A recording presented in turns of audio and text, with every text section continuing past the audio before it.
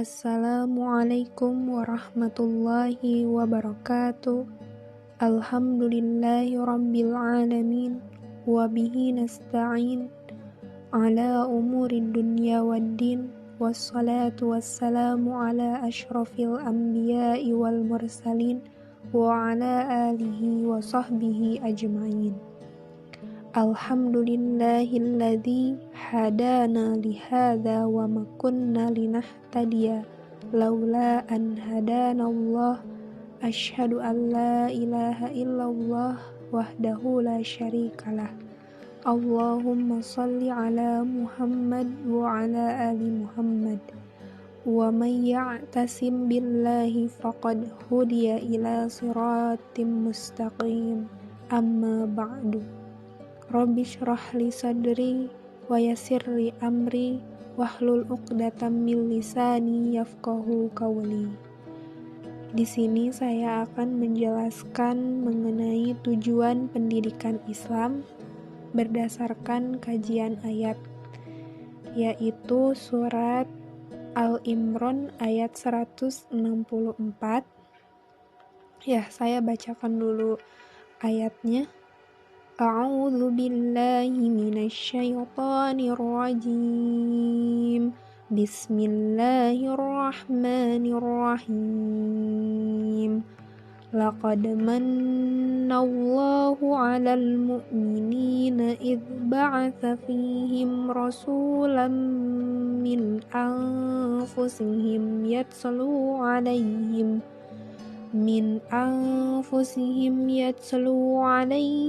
ayatihi wa yuzakkihim wa yu'allimuhumul kitaba wal hikmata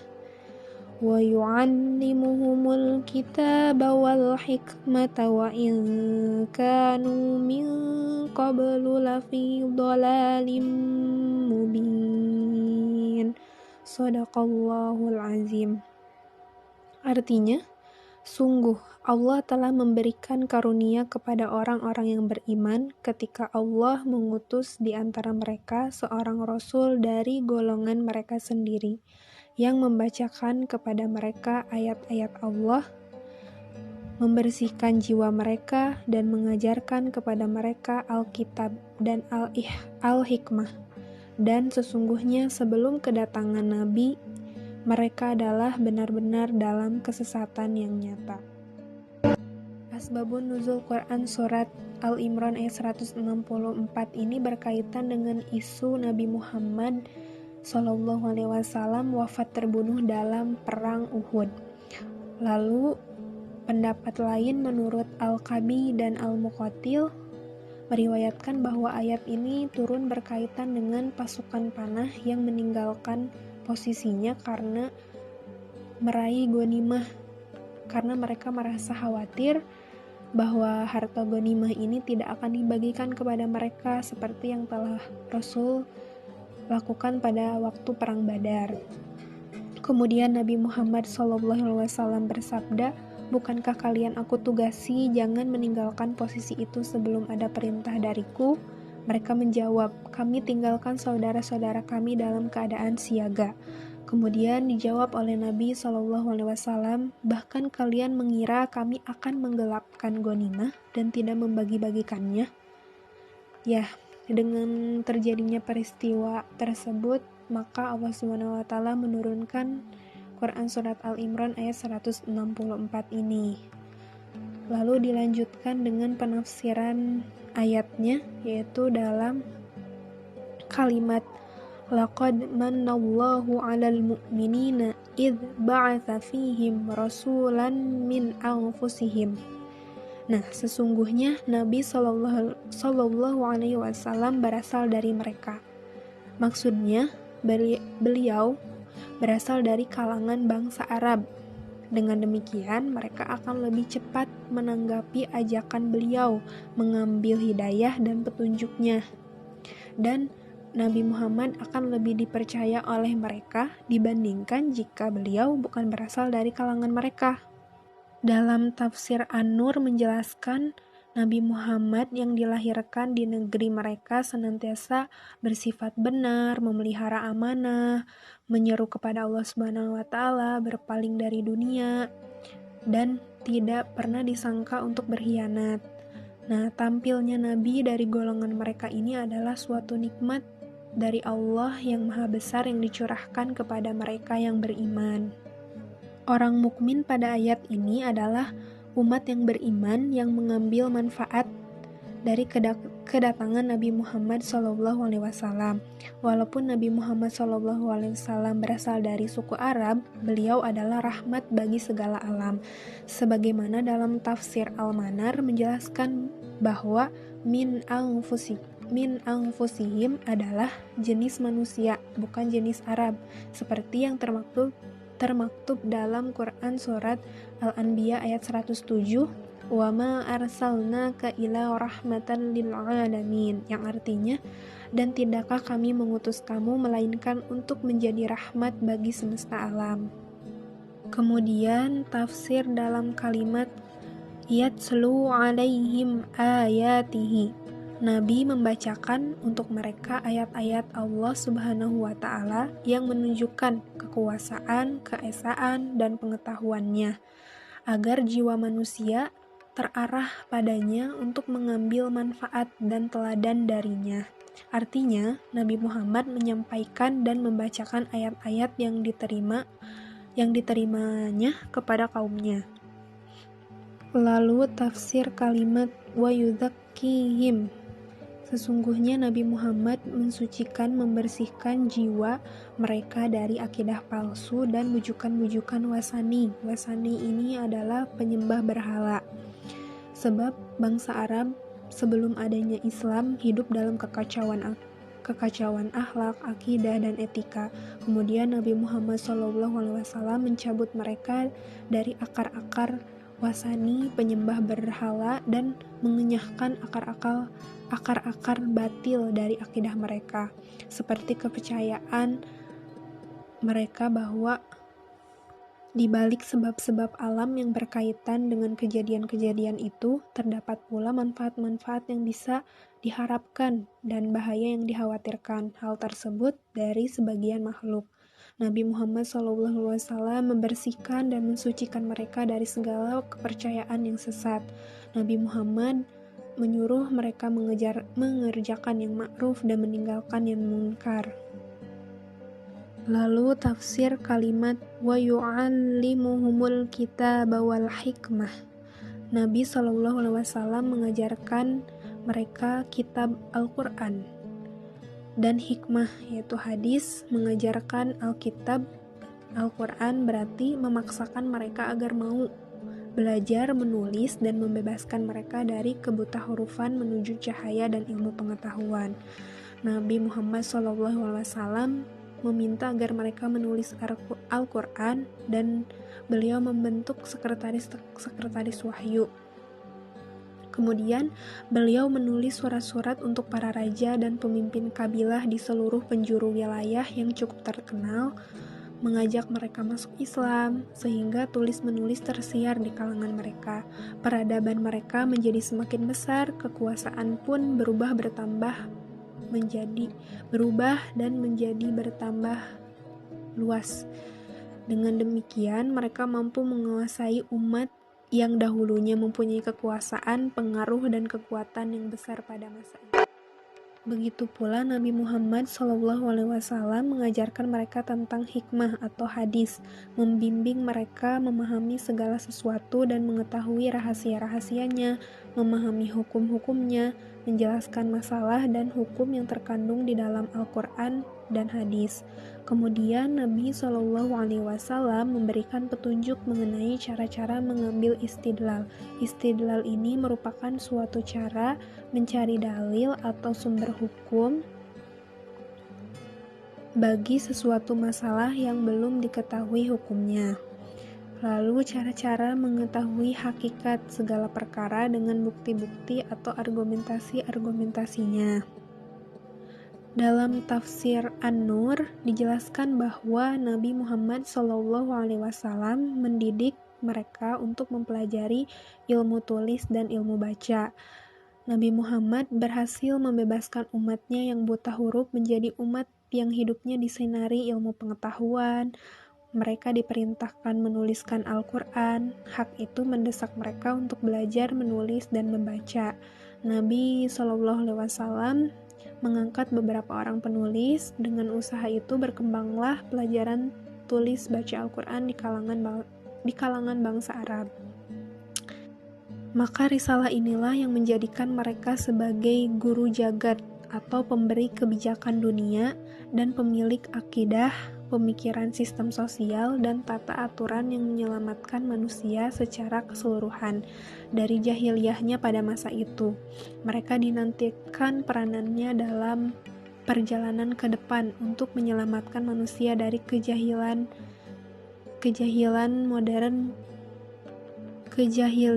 modern yang mengekspresikan segala ciri khas jahiliyah tempo dulu, baik dalam bidang akhlak, sistem sosial, kemasyarakatan, maupun mengenai pandangan mereka terhadap sasaran dan tujuan hidup.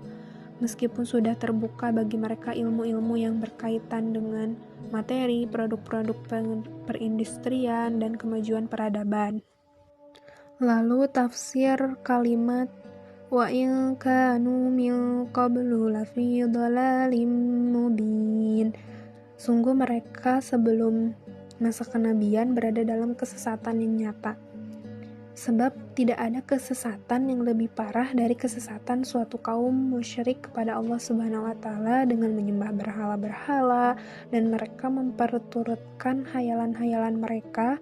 Tetapi selain itu mereka juga orang-orang yang ummi, yaitu tidak bisa membaca dan menulis, sebagai suatu sarana yang bisa membimbing mereka untuk mengetahui kesesatan yang sedang mereka alami selama ini. Sesungguhnya Allah Subhanahu wa taala menjadikan kenabian ini sebagai anugerah, sebab beliau diturunkan sesudah malapetaka atau kejahiliahan, sehingga hal itu terasa amat agung di hati mereka. Sebab diutusnya Rasul sebelumnya sudah sangat lama, mereka tidak mengetahui kebenaran sehingga manfaatnya lebih luas dirasakan dan lebih merasuk ke dalam hati. Nabi Muhammad SAW diangkat menjadi Rasul sebelum Islam turun. Orang-orang mukmin berada dalam kesesatan yang nyata, mereka penyembah berhala, selain itu mereka juga buta huruf, tidak mampu membaca dan menulis. Nah, setelah mengamati asbabun nuzul dan penafsiran ayat di atas, bahwa ayat dalam Quran Surat Al-Imran ayat 164 ini dapat memberikan gambaran bahwa pada ayat ini terdapat konsep tujuan pendidikan Islam yang mengarahkan perubahan sosial untuk masyarakat sekitarnya, seperti pada kalimat wa in kanu min qablu lafi dhalalim mubin. Sungguh mereka sebelum masa kenabian berada dalam kesesatan yang nyata. Seorang pendidik mengarahkan peserta didik agar mampu menjadi para pemberi kebijakan bagi masyarakat, mampu memberdayakan umat di sekelilingnya, membawa masyarakat pada kemodernan sehingga umat Islam akan mampu bersaing dengan orang-orang non-muslim, sehingga Islam kembali mengalami kejayaan.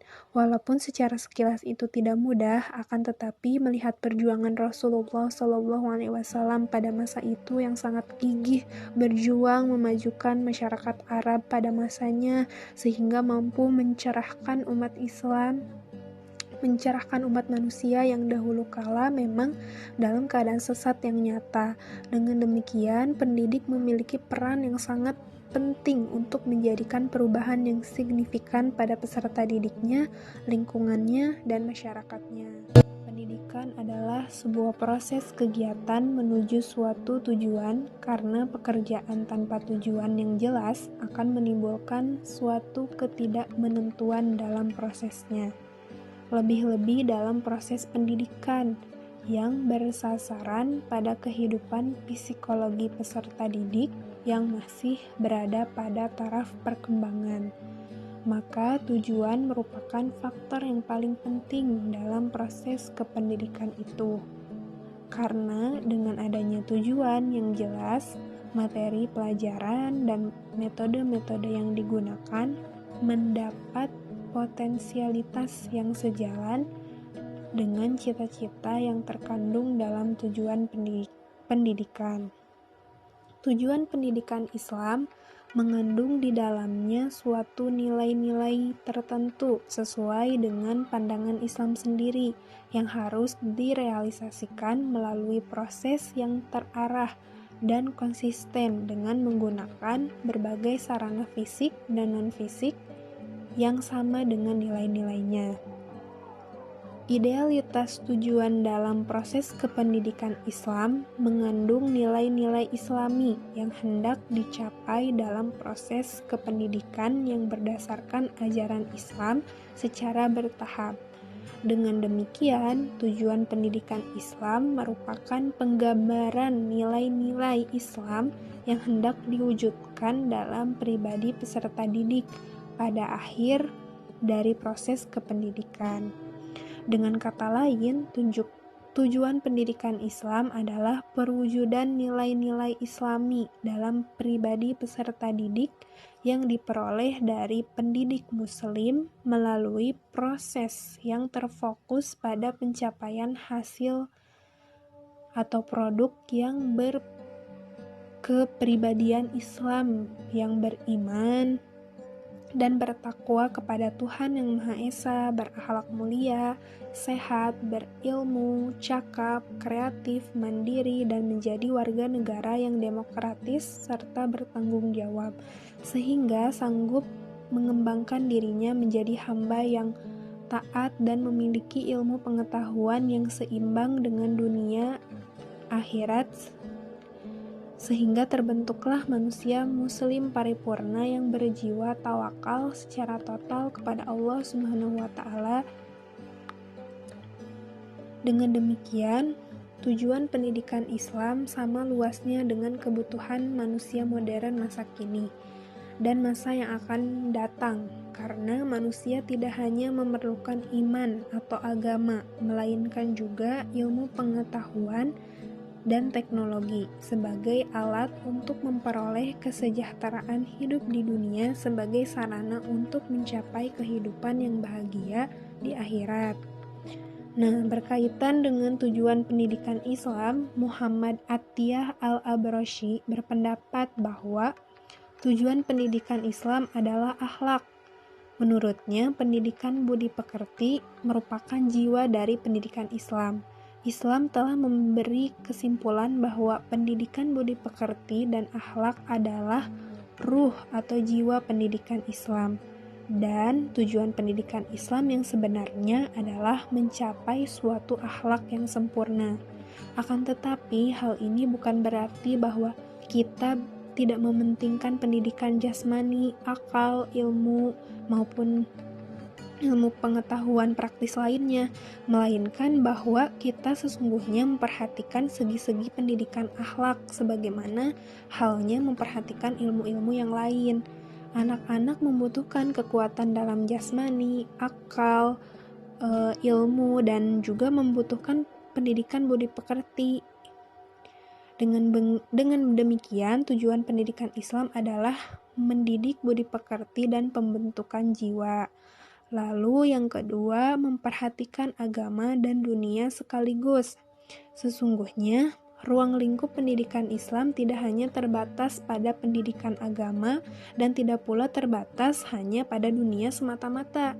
Rasulullah SAW pernah mengisyaratkan setiap pribadi dari umat Islam supaya bekerja untuk agama dan dunianya sekaligus, sebagaimana sabdanya, beramallah untuk duniamu seolah-olah engkau akan hidup untuk selama-lamanya, dan beramallah untuk akhiratmu seakan-akan engkau akan mati esok hari.